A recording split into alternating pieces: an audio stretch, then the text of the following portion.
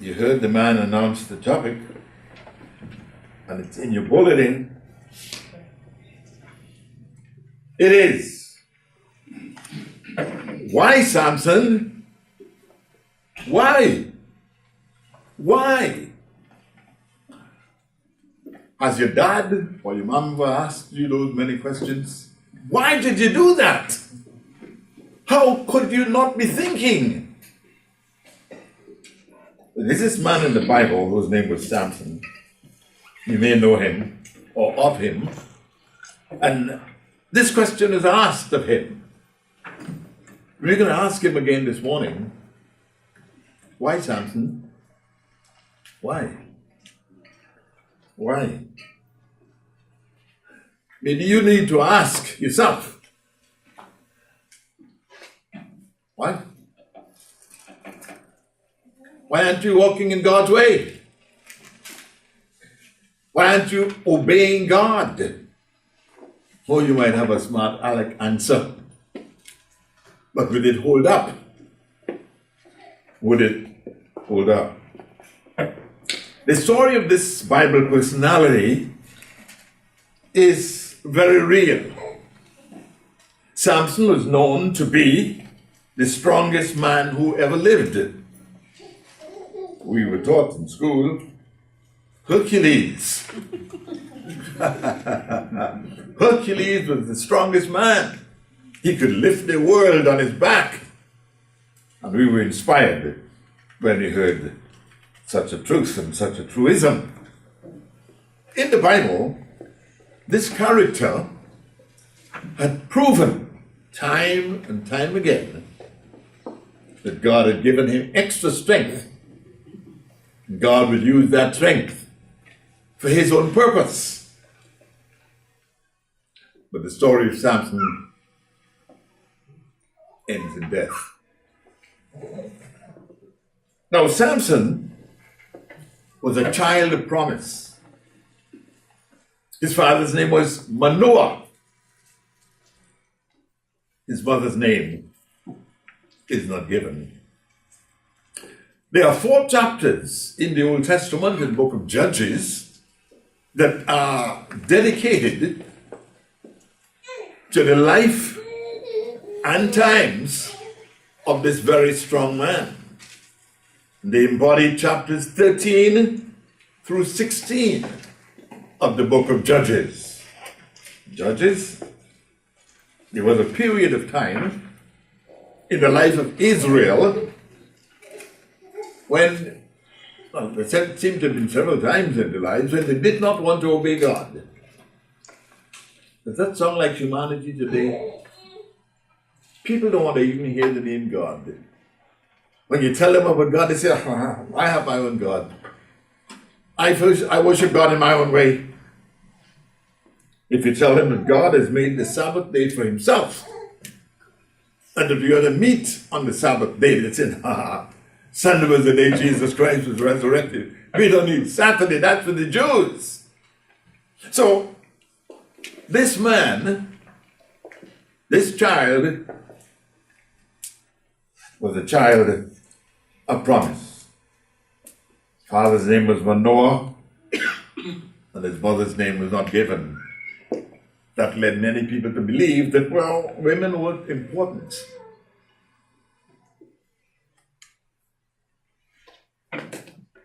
So women's names are not mentioned as frequently as men are. That may be so. But you cannot think that God does not love, appreciate, and use women. He does. In God's sight, both men and women are equal. In our society, the rebound is becoming so very apparent.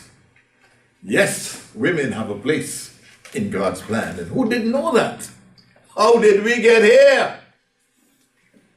Outside of the creation of God, God has given women the ability and the capacity to increase his family. We all came from our mothers. No matter how big and old you get, Even Samson, mighty as he was, had a mother. So Samson was a child of promise. This was a time when Israel had judges. God had allowed them to have different leaders to judge, to guide, and to lead his people Israel. This child, Samson, became a judge during that time of Israel's history. There had several judges, and Samson was one of them. When Samson became a judge in Israel, Israel was under the dominance and domineering of the Philistines.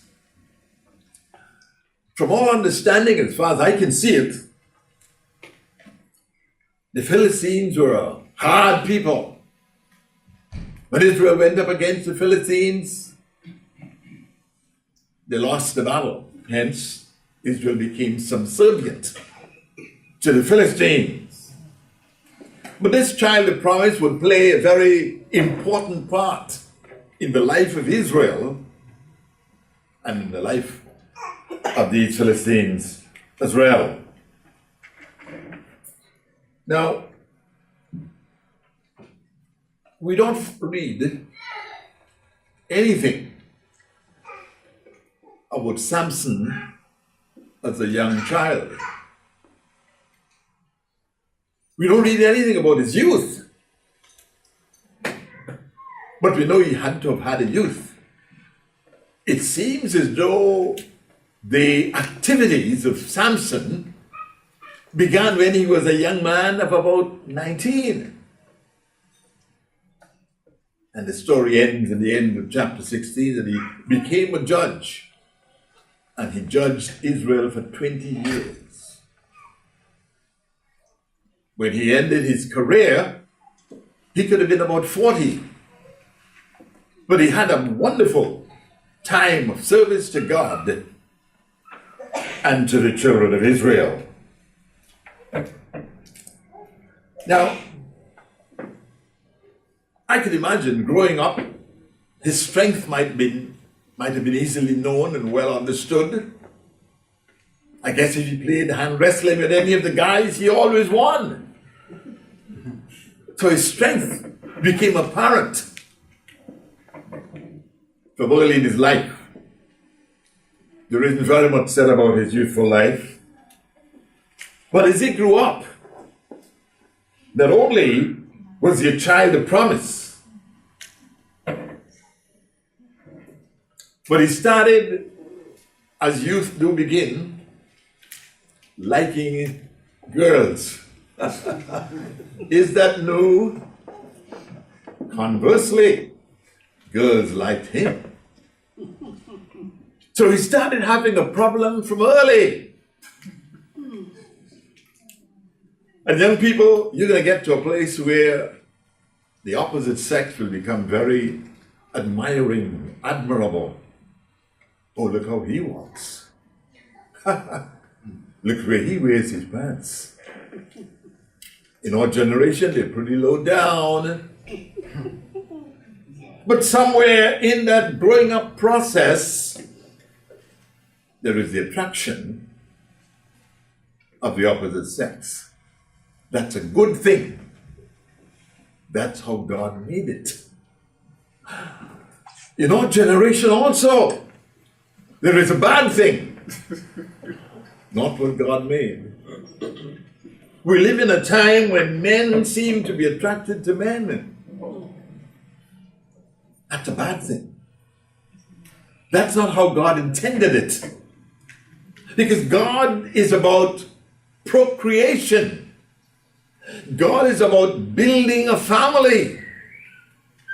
And two men, no matter how hard they try, cannot produce a family. Oh, we have people who have their dogs and their cats and their horses. That's not the family God had in mind. You see, God has planned, we have come to understand that you who are obeying God, as was said in the sermonette, you who have responded to the calling of God, you will one day end up in what is known as the God family. You will become a child of God in the real sense. Today we talk about, well, I'm a child of the King. People say, I'm born again. God is my Father. And sometimes they say that, want to say, well, who is your Father? Jesus said once in John 6:44, you are of your father, the devil. Nobody wants to hear that.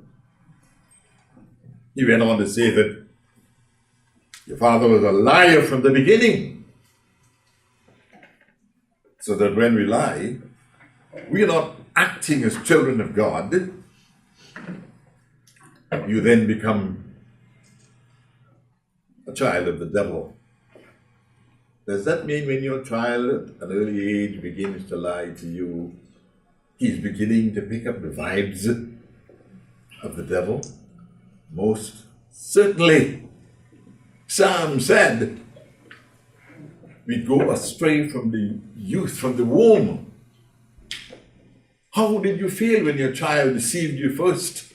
Little fellow, little girl, began to lie to you. He said, don't lie to me. The vibes, the vibrations, the message from the devil had begun to register in those children's minds and hearts, and they started to obey the devil. They deceive you. Did you touch that, Dora? No, Dad, I didn't touch it. What do you have behind your back? And then the child reluctantly brings the hand out, clenched. Could I see what's in your hand, Dora? Didn't I tell you don't touch those? And you start realizing that small as that child is, somewhere along the line, not from you, ha ha ha ha ha, he's learned to deceive. He's learned to lie. And so, Samson, at a young age, I would think about 19, which is pretty old, started being attracted to girls. I know you started a little younger than 19. But it started getting him in trouble.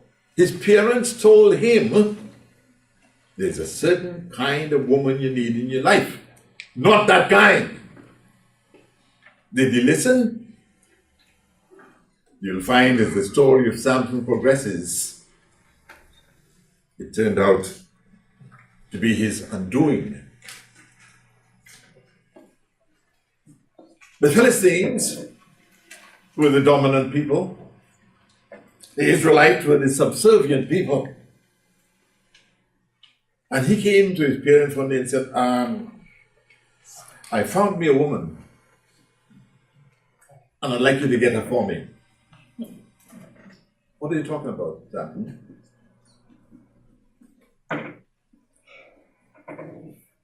Oh, it's a Philistinian girl. I like her.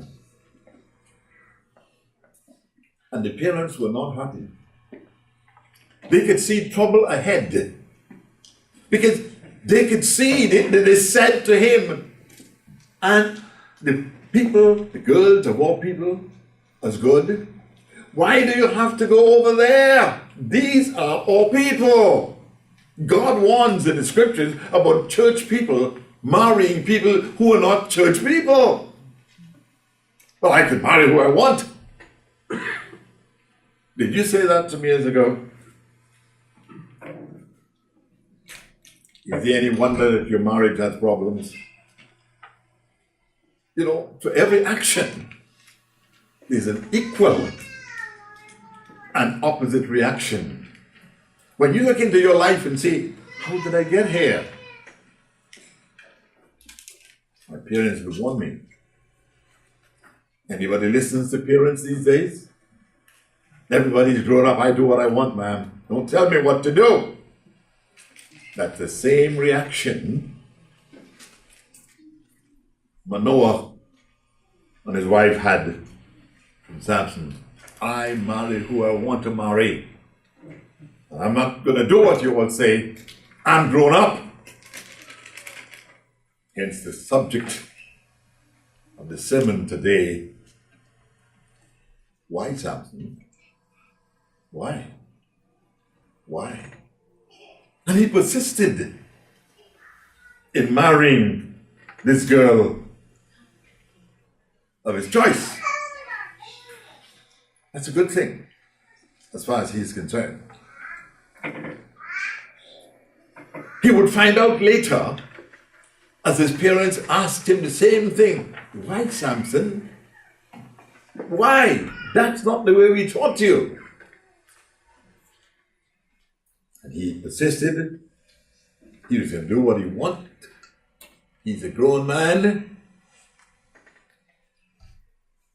I do what I want. So these 4 chapters are dedicated to the entire life of Samson from the beginning, as we said, he was a child of promise, to the end. 107 verses. All about Samson, his behavior, his demeanor, and his demise. This story ends in death, as will our story. We'd like to talk about death. But our story will end in death. It'll either be good, or it could very well be bad. God has given us this time to utilize to make our story meaningful. Now, life went on. Stop listening to his parents. Young people, you've got to understand that your parents know best. For now. Oh, but my father didn't go to college. But he's got the experience. He knows what he's talking about. Your mom, oh, she didn't go to college either. But she knows from experience what she's talking about. And Samson, as this story progresses, you will find that he found out that his parents knew best. He lived his life, did his own thing. But one of the things that you need to observe in the story of Samson is at the beginning, even though he was hostile to his parents' suggestion, he and his parents had an excellent relationship. And you and your parents ought to have a good relationship. You ought to have good interplay with your parents. They are your guide. They were here before you. They were put there to teach you, to show you, to tell you what is right and what is wrong. Society comes in on you from every angle. You will have to decide, as some of you might have already decided, am I going to listen to my mom? What does she know? Or am I going to take the pressure of society and let that be my guide? One young man said when he was a little fellow, his father was like a god to him. He knew everything. By the time I became a young man, I thought, that fool, what does he know? And in the end he said, after all, my father was a wise man. You will find that is the same you will find out as you grow. The fool you think your father is could be the fool you might become. God gave you to your father and mother for a reason. So in spite of his budding feeling that I know everything, he and his parents had a good relationship. One day in his life, he's going about his business, and a lion attacked him. And by the strength that we talked about earlier, he was able to kill the lion with his bare hands. Now you understand what I mean when I say he was the strongest man who ever lived. He killed the lion with his bare hands. No dagger, no spear, no ropes. With the strength God had given him, he was able to kill the lion with his bare hands. A point I made here in my little notes. Very unfortunate, but it's true. He killed more people than he showed kindness to. We live in an age where they tell us that some boys, maybe some girls too, have a propensity and a likeness to hurt animals. They said these kids that go on these school shootings, they have a propensity to kick dogs, throw stones at dogs, kill cats. That is their propensity. And so it develops and it grows into abject cruelty. After the lion was killed, he was going to a party one day, and as he passed by the carcass of that lion, all of a sudden there were swarms of bees coming from that lion's carcasses. And as he drew nearer, there was honey in the carcass of the lion. And to prove it, he put his hand in the entrails of that lion, sapped up some honey. This is honey. And he went on his way, enjoying it. I said he and his family had good relations. His parents said, "What are you eating, Samson? Taste it." And they found it was good. By this time, he had married this girl. One good thing about Samson in his day and age, he was not averse to marriage. Today, young people don't mind shacking up. Not Samson. Though he was untoward toward his parents' bidding, doing, and suggestions, he was not one to shack up. He wanted a wife, not a boyfriend, but a wife. The Bible says, "He who finds a wife finds a good thing." Not demeaning the woman by calling her a thing, but the union, the togetherness, the appreciation one for the other is a good thing. So, he and his parents could share a handful of honey because, as I said, he had a good relationship with his parents. Young people, establish a good relationship with your parents. There are gangs out there who would take you away from your parents, and when you would not obey your dad, who, you mean that old man? Some young man with his pants below his hip tell you, go and shoot that man. Go and beat that girl up. And in your stupidity, you would go and do that, but to listen to your parents, they don't know what they're talking about. He's not bright. He's not all there. So he was a child of promise. He had a good relationship with his parents. He got married to this girl, and it didn't work out. That can happen. It depends on how much interplay you have with your parents to understand what marriage is all about. In course of time, his strength became the dominant characteristic about him.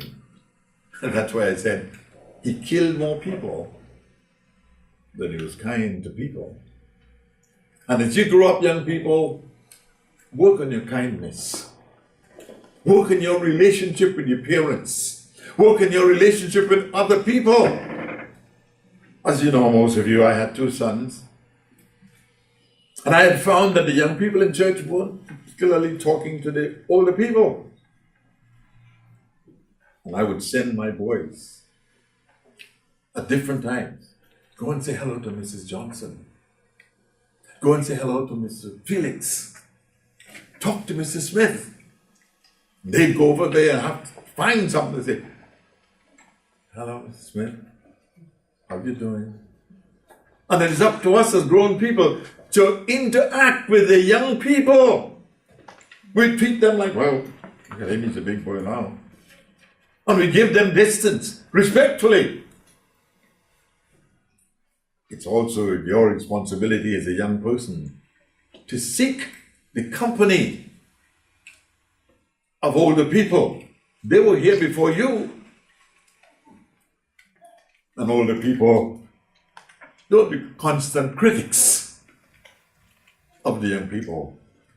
They have to learn, and many times they have to learn the hard way.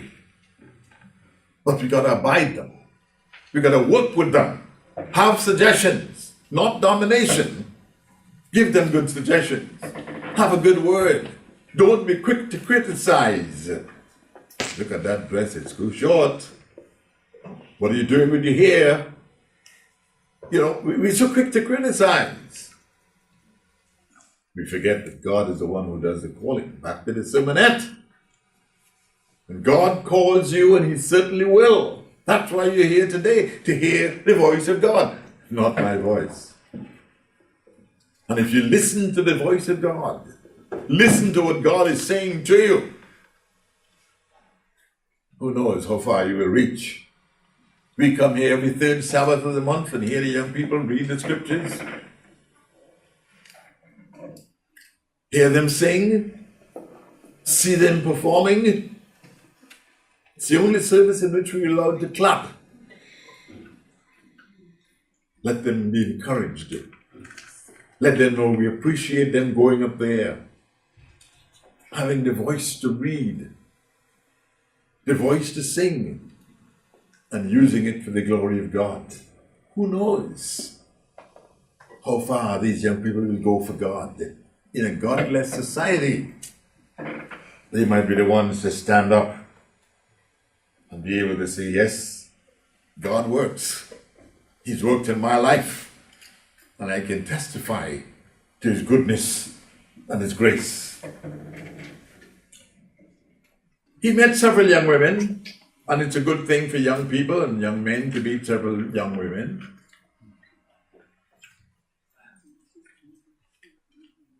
Some of the ladies he met, it didn't work out well.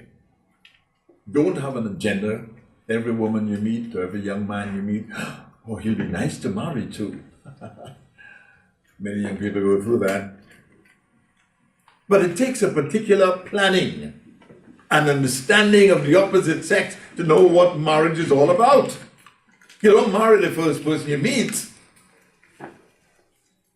You first have to know yourself. What do you want? In my advising to young people, I always say, when you're looking for a girl or girl, have certain things that you expect. He must be tall. He must have brown eyes. He must be serious. He must be able to make good jokes. But he must have an agenda. What are you doing with your life?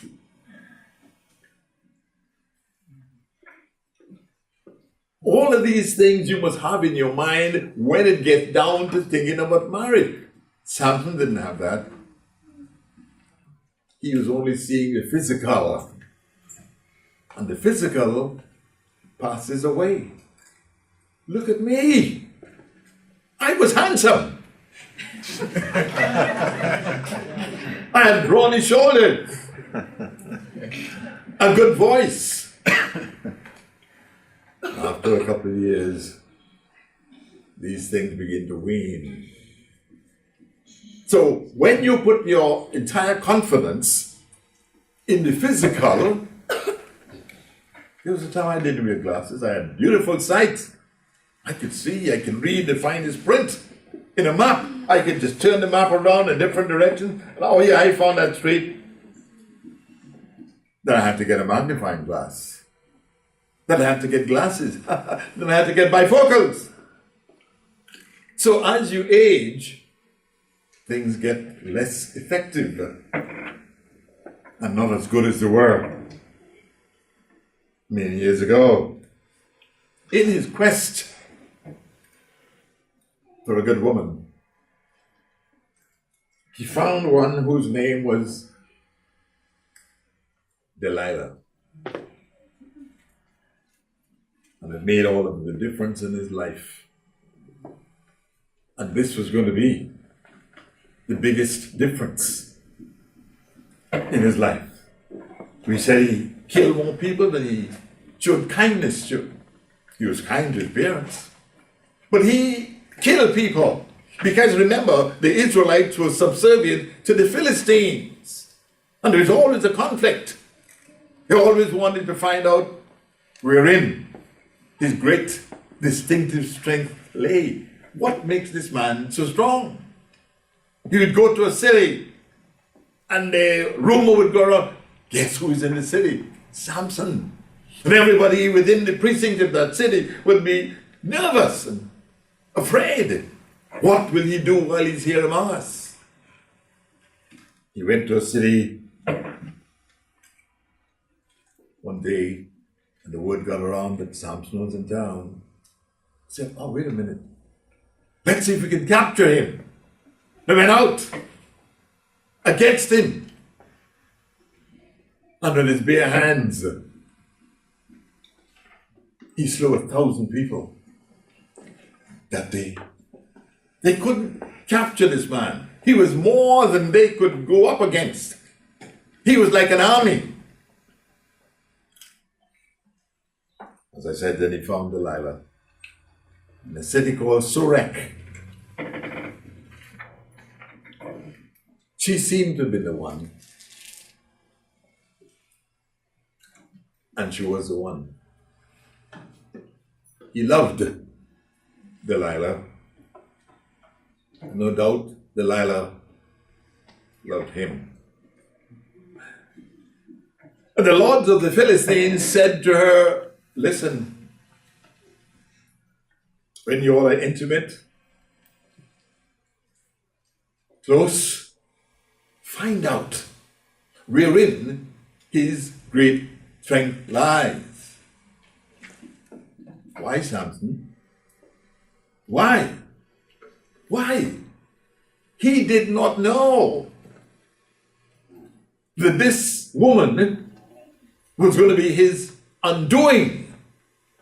Are we saying that all women are the undoing of men? Absolutely not. Women have their place in the lives of men, and men have their place in the lives of women. But men and women like to love more than one person. They say you cannot love one person at a time. So many men prove that not to be the case. And this woman, Delilah, was approached by the leaders of this area, and they said, listen, you've got to find out, listen, how this man got so strong. What makes him so strong? When he comes here this evening, you better find out from him wherein his great strength lies. If you don't, we'll burn your house down. That was the threat. And sometimes, young people come to us with the same thing. If you don't do this, we'll kill your parents. If you don't do this, we'll set your house on fire. And what do? You're between a rock and a hard place. And there are people who can be that cruel, that evil. and that determined. So she now had to draw the line between love and hate. And she started. When he got there that evening, she said, Samson, honey, wherein is your great strength? What makes you so strong? And he, in his masculine prowess, said, everybody asked that. She said, no, honey, I'd really like to know what makes you so strong. Look at those arms. Look at your neck. And she started praising him, and in a very tactful way, trying to find out what makes my man so strong, so muscular. Look at your shoulders, Samson. And he started taking the bait.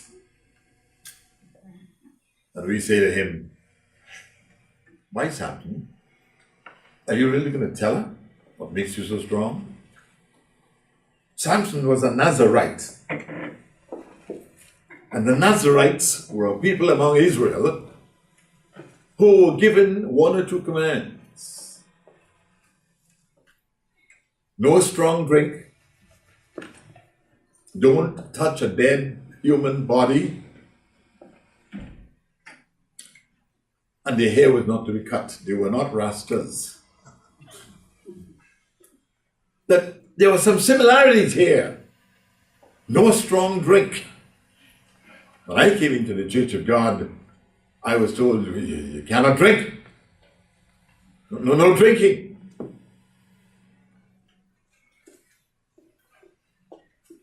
And then I met some folks who said, no, you can drink. But drink wisely.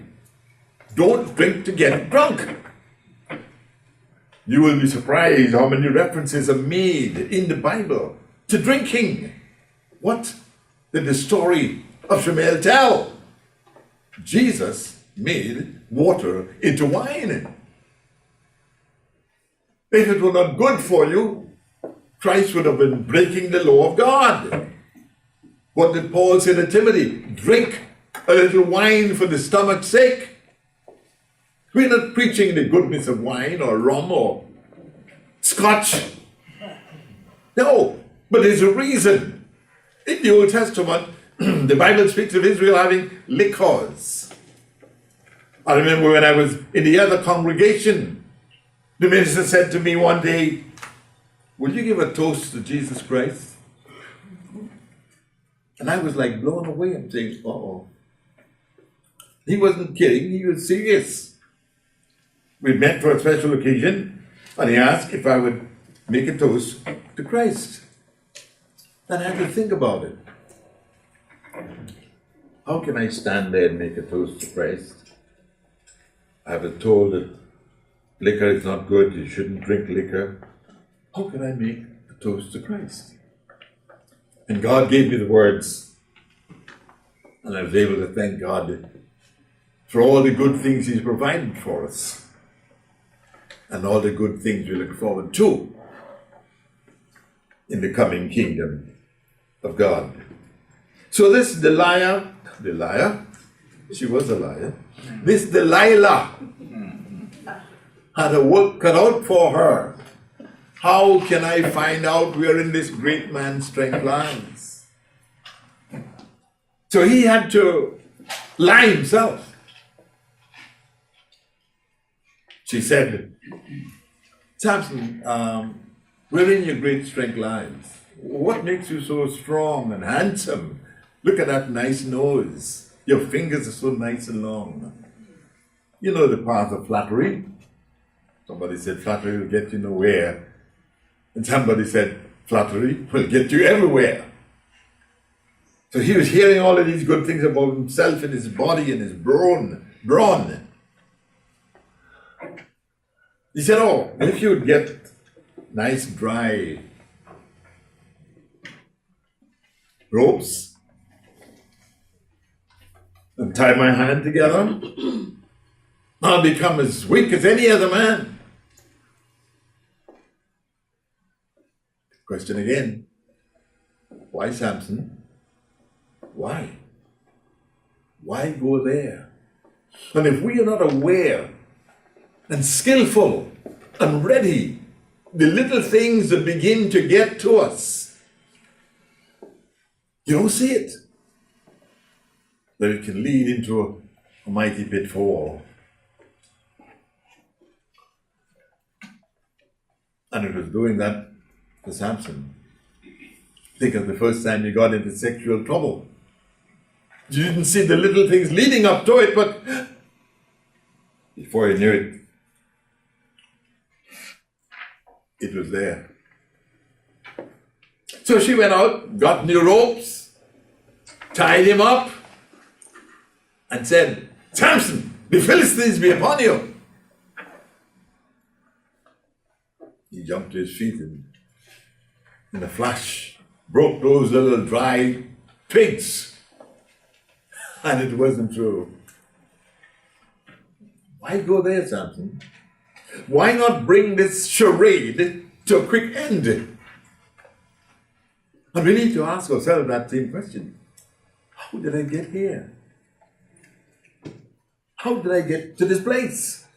You didn't see it coming because you were not aware. You were not thinking as you should have been thinking.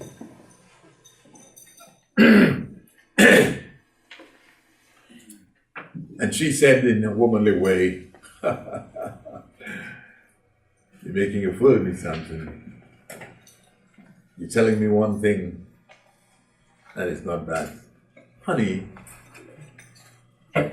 wherein does your great strength lie? Tell me, honey.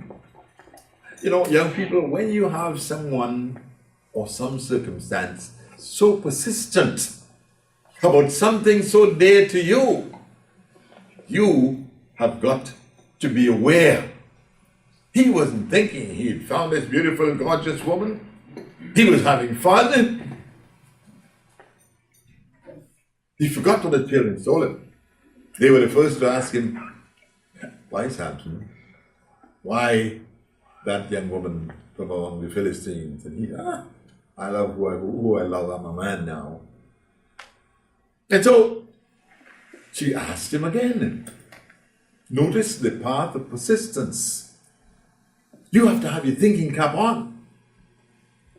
Why you want to do that? Why you want to go there? What in his conviviality, his joyous jubilation, having fun with this woman whom he loved? And she comes back around again. Samson, wherein does your strength lie? What makes you so strong Christian? You've been coming here for years. Why you do that every Sabbath you go there? You want to find out what's the secret? What could there be over there that have you so consistent and so determined, so set and so focused? And again she asked, and he gave her, as they say, a cock and bull story, trying to evade and avoid giving her the real truth. When you find that something is so persistent about you and what you're doing, you gotta look out. It could be your demise. He said, you're still about that, Delilah? Well, I'll tell you. If you take my hair and weave it and put a pin in it, I'll become as weak as all other men. Don't, Samson, you're on slippery ground. She starts weaving his hair. Oh, honey, your hair is so soft and so long. I can get my fingers through it so easily. You have beautiful hair, Samson. And he's going along with the situation. And she goes out, gets a pin, and begins to put his hair in what they called, when I was a little fella, upsweep. Remember those days, ladies? She puts it here in an upsweep with a pin and says the same thing. Samson, the Philistines be upon you. And he jumps to his feet and he stretches himself. His strength was still there. Now she begins to cry. Behold, when a woman crieth. She said, honey, these 3 times you've lied to me. You don't really love me. And he says, in that nice strong voice, I love you, my darling, I really do. She said, why then are you lying to me? You didn't tell me wherein your great strength lies. By the time the tears begin falling, his heart was broken. He swallowed and he said to himself, I'm going to have to tell her what makes me so strong. When you get to that stage in your situation, whatever it might be, and you realize you've got to come clean, you got to be sure you're in communication with God and you're on solid footing. Because this man was about to make the biggest mistake of his life. Wasn't going up against a lion, wasn't going up against 1,000 men that came at him and he vanquished them. Here he was in this little tent. This woman was pressing him as to what makes him so strong. He gulped, he swallowed, and you and I say, why, Samson? Why? Look out! Do you wonder why God didn't say to Adam and Eve? When Satan was on them, telling them what to do and how to eat the fruit. You said, where was God? Why didn't he say, don't you? There are times when God stands back to see what we would do with the knowledge we have and the understanding we have acquired, to see what we would do. And here we are, standing by. Samson is under stress. Samson is under pressure. And he's about to make the biggest mistake of his life. What was the biggest mistake you made in your life so far? Don't you wish somebody could have been there to kick you under the table, jab you with an elbow? Don't you? You were man enough to make your decision. You did what you felt was the right thing to do. And here was Samson on the verge of taking that plunge. He had not told his parents. They knew he was a Nazarite. They knew he was not to drink strong drink. They knew that as a Nazarite vow. And he was not to touch any dead bodies, human bodies, that is. Because remember, he'd had the encounter with the lion. And she again asks him, Samson, you've lied to me 3 times. You've not told me the truth. You don't really love me. Wherein does your great strength lie? He'd given them the story about the dry ropes. He'd given them the story about the brand new ropes. Given them the story about weaving his hair in a bun or an upsweep. Now he can lie no more because he loved Delilah. And he might have said to her, come close to me, my darling. Hold me around my shoulders. He was setting the scene for a different situation. Yes, Samson, wherein does your great strength lie? And we say, same topic. Why, Samson? Why? Why are you going to go there? And then he told her the whole truth. By that time, she'd called the lords of the Philistines and said, I think I got it. I'm about to hear something. Come on up here to my villa. which was a big tent.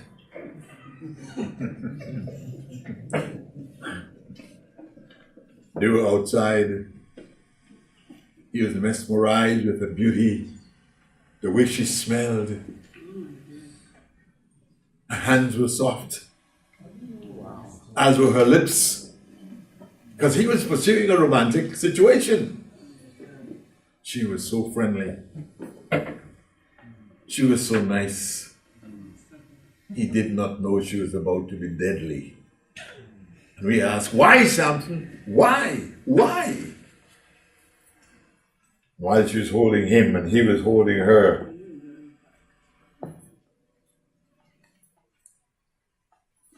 He said, my strength is in my hair. My hair was never cut. I am a Nazarite. And you ask, what was a Nazarite doing in the arms of a Philistine who did not know the God of Israel? That's where he found himself. He said, if my hair were to be cut, I would become as weak as any other man. And by that time, my hand was moving fast in his hair as the hair slipped through her fingers. The Bible said that when I was a younger man, I thought of opening a barber shop.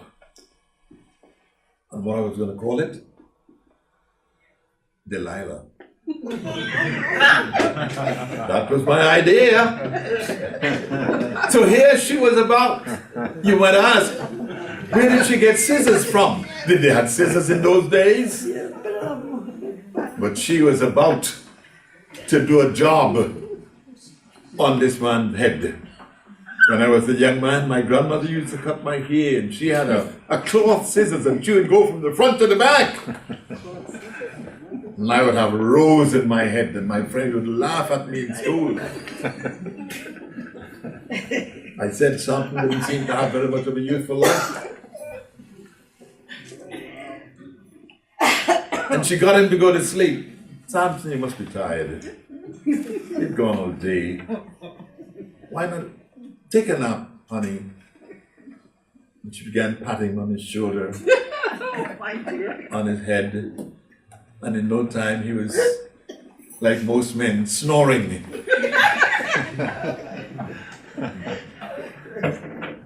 And because she had set the scene, she had called for the lords of the Philistines, and they were all around the tent.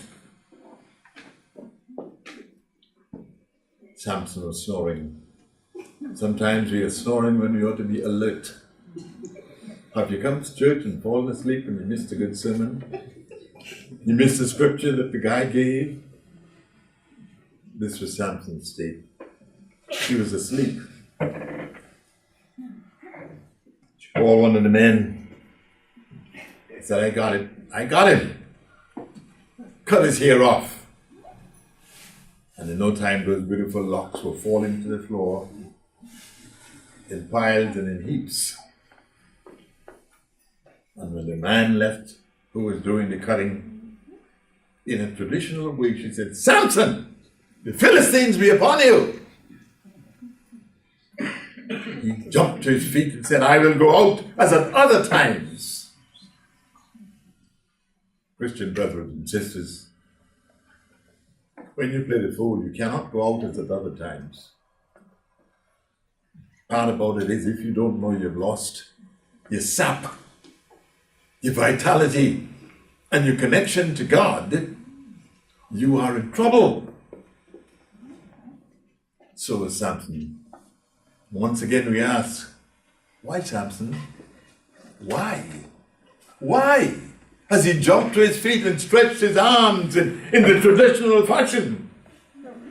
He was macho. He knew what he was doing, but not this time. When the Philistines came in to that little tent, his arms had fallen to his side, his eyes looked different. He was surrounded by Philistines. Nothing new, because he had killed 1,000 of them before. Here he was standing weak as any man. They grabbed him and they took him. And the word says in chapter 16, they put his eyes out. Do you think the world loves you, brethren? They'd like to put your lamp out. They'd like to get you discombobulated. They see you pass every Sabbath going to church and they say, ha, ha, ha. What makes you thick? That's what you wanted to find out.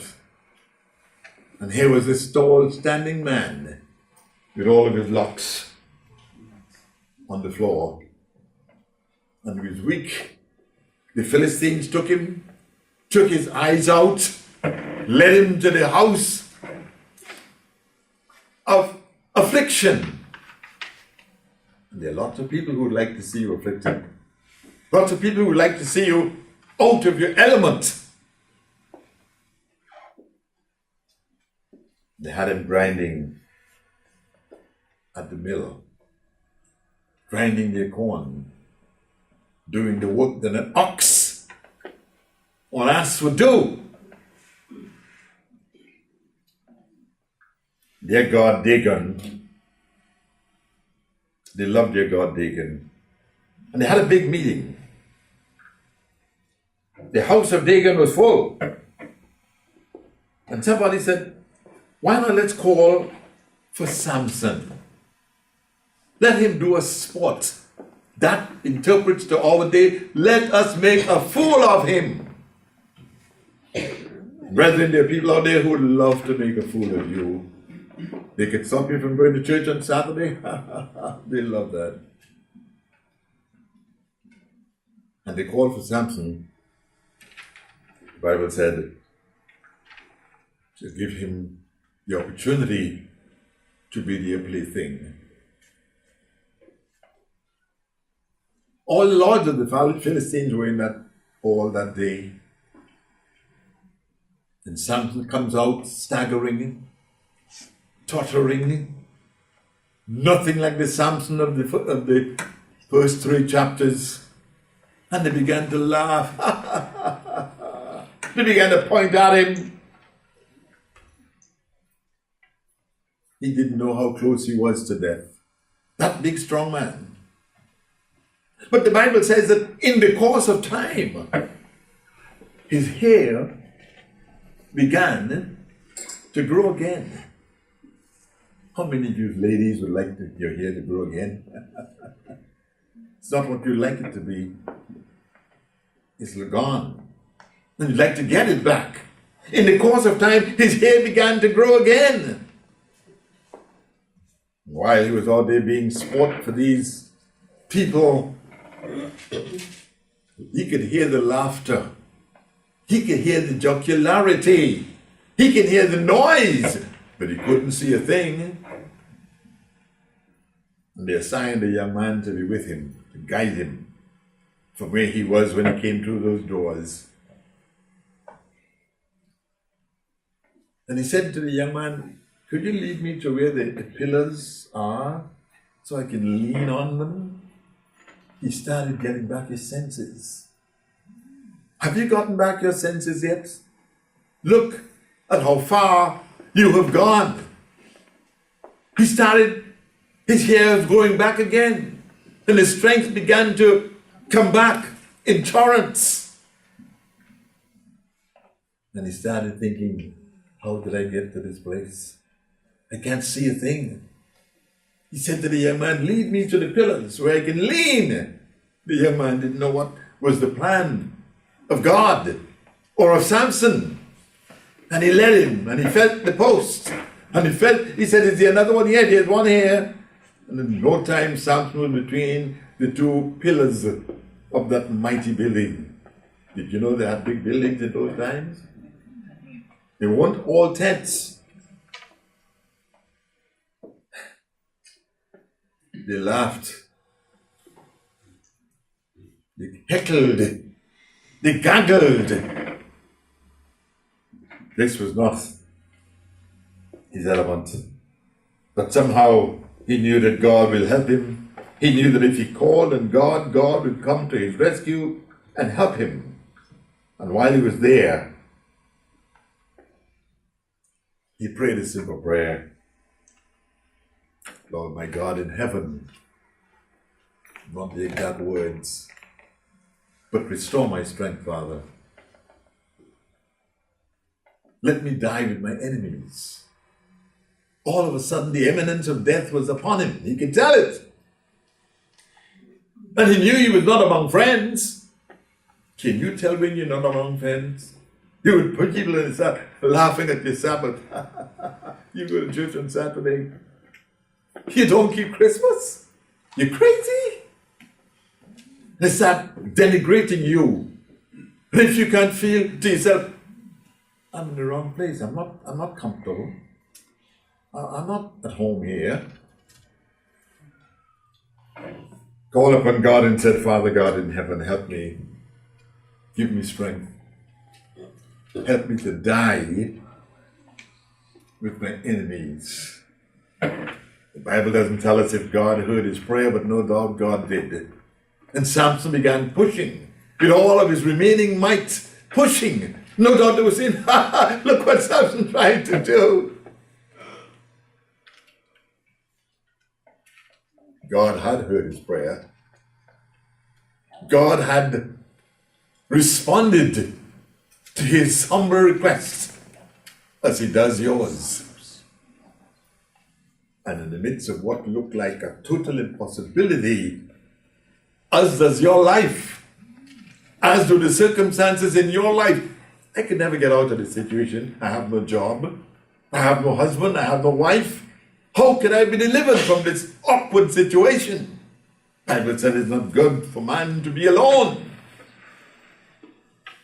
And as he pushed and toiled, somehow there was a crackling. Somehow there was the sound of falling concrete. Yes, they had concrete in those days. And people began looking up. Some were looking down. What is that strange sound? And he continued pushing and bending and twisting. He had not seen that building because he had no eyes. But he had prayed that God would let him die with his enemies. And as he pushed and squinted and squirmed, sought his footing, people began to scream, look! Look!